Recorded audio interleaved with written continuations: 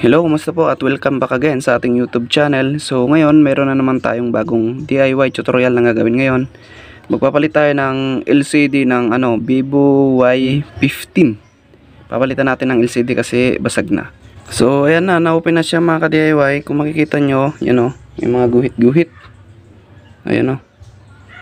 At ito basag. Sigurado nung nahulog ito, dito yung unang tumama. Nag-crack siya. So yan, bago ang lahat, intro muna tayo.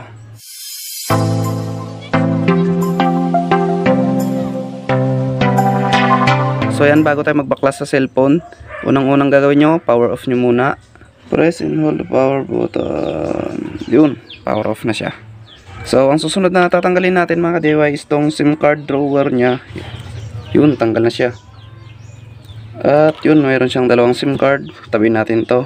Pag bubaklas na sa Y15, dito siya mga ka-DIY, yan o. Yun, tuklap na siya. Paikot-ikot lang natin. Dahan-dahan.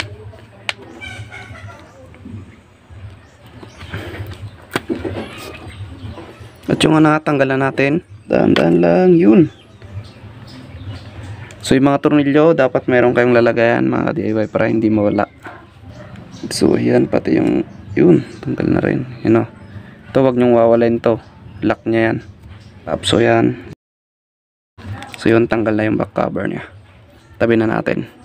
At yun na nga, natanggalan natin yung mga tornilyo. So ngayon, tatanggalin na natin tong takip na to cover ng board. Yan.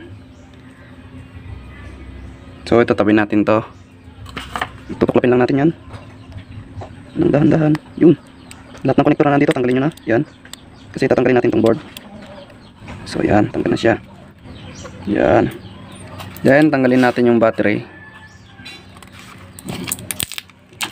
Yun, tanggal na yung battery. Ito yung flex ng LCD. Yan.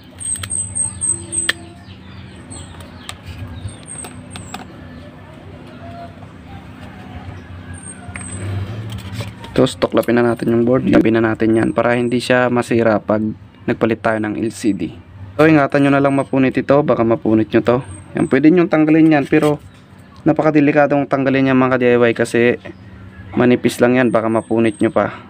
Basta ingatan nyo lang, hindi yan maano. Dahil wala dito yung hot air soldering station natin, ito yung gagamitin.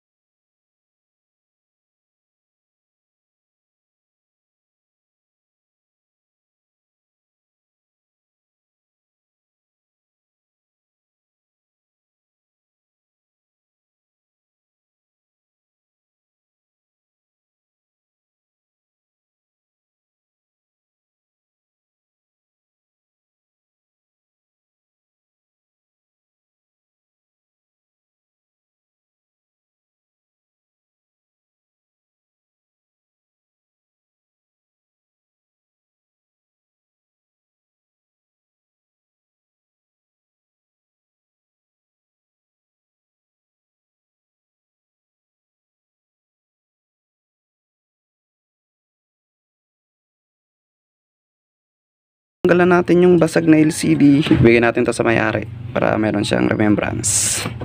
Linisin nyo tong mga dikit-dikit na yan, oh. Yung mga glue na yan, tatanggalin nyo lahat yan para yan yung lalagyan ulit natin ng adhesive glue. So papakita ko na lang sa inyo pag natanggal na natin para hindi umaba yung ating video. At yun na nga mga ka-DIY, nalinis na natin yung paglalagyan ng LCD, yung frame nya. So yan, wala na yung mga dikit-dikit dyan, oh. Yan. Yan, wala na yan. Tinanggal ko na yan. At dito banda na deform ito, kaya ang ginawa ko, binalik ko siya, gumamit ako ng manipis na flat screw at ginanito ko siya, oh. Yan, oh.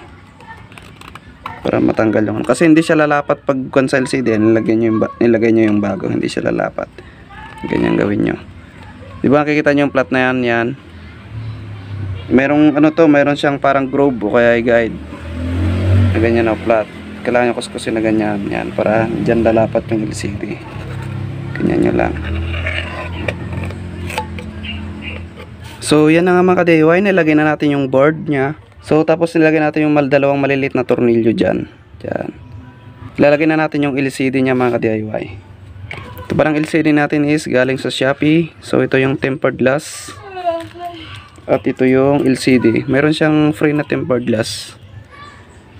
Ito pala mga ka-DIY is ititesting muna natin siya bago natin siya lalagyan ng glue. Kasi pa linagyan natin siya ng glue at mayroon siyang defective siya, hindi natin siya may refund kasi mayroon na siyang glue. Kung ganito lang, pwede pa siyang i-refund. Ito panghuli yung ilalagay itong connector na yan. Kasi tatama niya yung battery. Then yung battery, lagyan natin siya ganyan. Tapos lalagyan na natin yung kanyang connector, yan. Sabi ko sa inyo mga ka-DIY, dapat wag basa yung kamay nyo, wag kayong hawak dito sa board dito kasi meron na siyang battery para iwas short circuit. Yan. Ang paghawak nito, ganyan lang mga ka-DIY. Ito, tapos ganyan para hindi mahulog yung LCD. Then try natin siyang i-power on.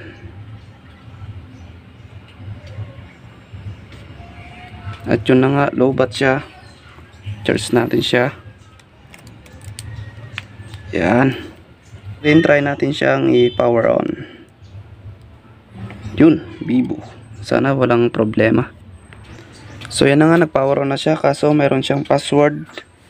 So tatry na lang natin kung gagana yung kanyang touch. Kung hindi siya nadidelay at kung hindi iba yung hindi siya nag-ghost touch. 0.